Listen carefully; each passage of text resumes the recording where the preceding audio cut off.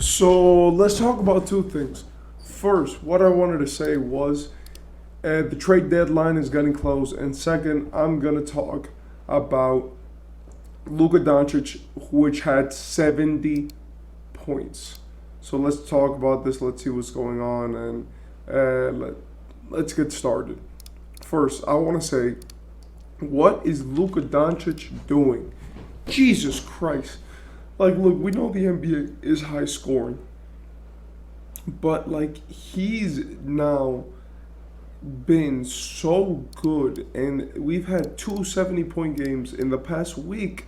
First, it was Joel Embiid, which scored 70 straight, like just 70 against, I forgot the team, but, oh yeah, against the Spurs, against Victor Wembanyama. And then we had Luka Doncic, who just managed to score 73 against Trey Young. Now, I don't know if that has anything to do with him being motivated by the fact that Trey and him get compared. I don't know if that just has to do with that he had a great night, but honestly, he is amazing. First, I want to say that it should have not been a close game. Like, and that's something that I do believe that it's the reason why now we get so many 70 point games. And the reason why is because when we get 70 point games in the modern day NBA, it normally has to do with there being a really close game after a superstar has already had a big performance. It's what happened with the Spurs and Embiid, where it was always a 10 point game. So there was always this like feeling of like, hey, if we don't watch out, we could actually lose. And eventually it did end up happening with some teams where they did lose because they get too comfortable with 10 point leads, especially this season. So then when we have these people and these teams which are fighting till the end of games, like today, the Mavericks and the Hawks were still competing with 15 seconds left to play. It was a 3 point game. So that just lets you know that Luka in the end had to be clutch, had to come up. And he ended up scoring, I remember, an N1 to make it a 73 point game. And this means that he's officially beat Devin Booker. He's officially beat Wilt Chamberlain sometimes, Joel Embiid, and he's tied like David Robinson and some other players in scoring 70 points. Um, Honestly, this is kind of insane as he beat Damian Lillard, he beat Donovan Mitchell, he beat David Robinson, he beat Elgin Baylor, Will Chamberlain, he tied David Thompson, and he has as much as two of the Wilt games. And these are just some of the lower scoring ones. Obviously, we get up to 100 with Wilt and 81 with Kobe. And in this game, he probably could have gotten around 76 if he actually was just shooting every possession in the fourth quarter. Because honestly, he was passing the ball too. If you didn't watch the game, yes, he was on fire, and yes, he was the one taking most of the shots. But that's what always happens with Dallas. They never really have other players shoot a lot of clutch shots unless Luka passes them the ball. And in the fourth quarters, their offenses run almost strictly through Luka. With today's game, it was no exception, and you could really see a big shift in pace in the end, especially when Luka was nearing 70, where they started doubling him. Because honestly, that's an embarrassment. Like the commentator, I remember I was watching the game, and he said this is the most points that they've dropped in this arena against or with any of these two teams, and this is the most points scored by a Mavericks player in the Hawks arena, not like by a Mavericks player in Mavericks history. In the Hawks arena's history, and I'm pretty sure that's the most points that they've ever scored against the Hawks. With all of this being said, I just wanted to make sure to clarify that yes, Luka did this. He got a double double. He was amazing. But also, let's say it's much easier to do that in the modern NBA. I don't want to take away from his accomplishment, but in a league where 130 point games are seem to be normal now, it is pretty hard to find games which in the first quarter already don't have 25 points put up, if not more.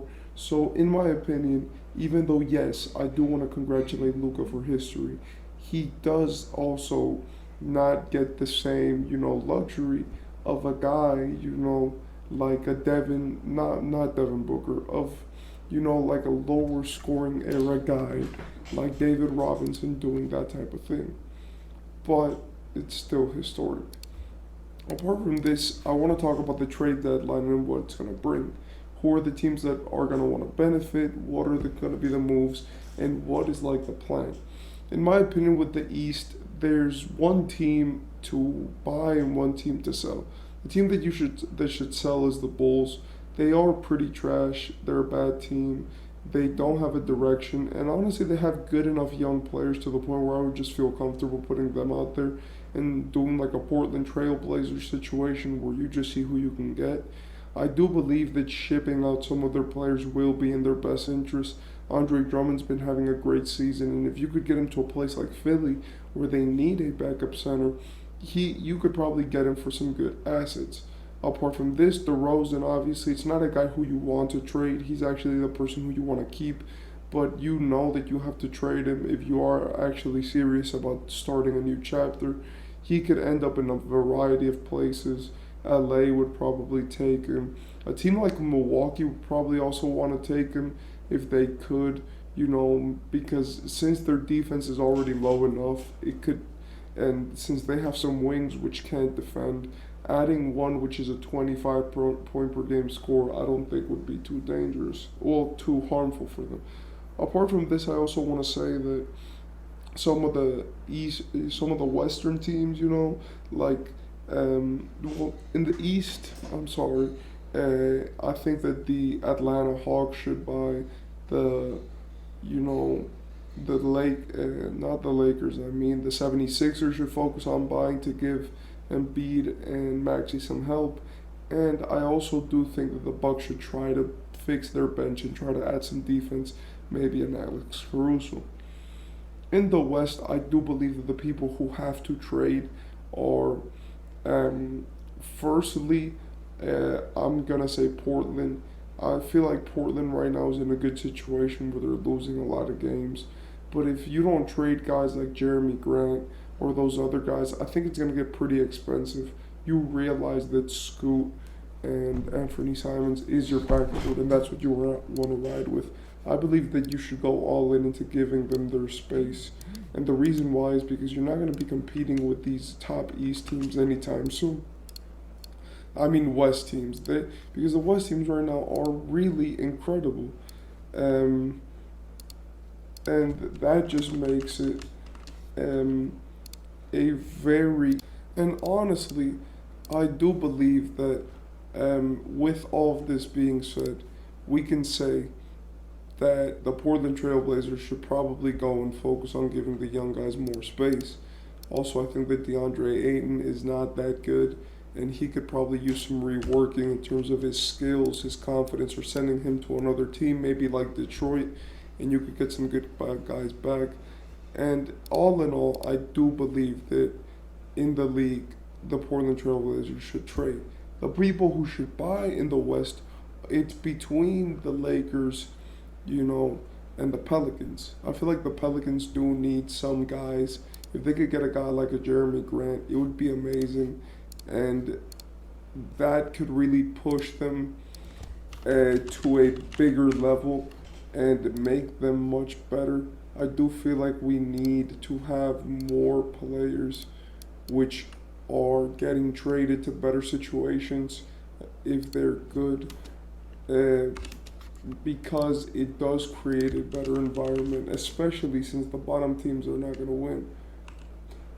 Honestly, with the trade deadline, I just see that things should change. I do believe that some team will make some move, and honestly, the biggest question is where's Zach LaVine going?